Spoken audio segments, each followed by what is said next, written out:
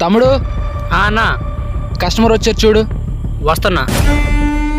Seat చూసి మందులు ఇచ్చే బాబు. అన్నా మందులు తీసుకో. బిల్లా 1000 రూపాయలు తీసుకో. 1000 రూపాయలు అయిందన్నా.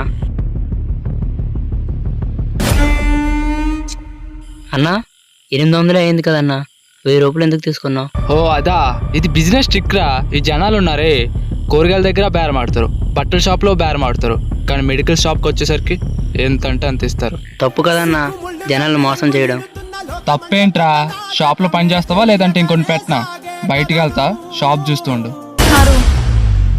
హలో అన్నా నాకు చాలా భయంగా ఉందన్న, మన షాప్ సడన్ గా కూలిపోయింది అన్న, తొందరగా రా అన్న, భయం వేస్తుంది.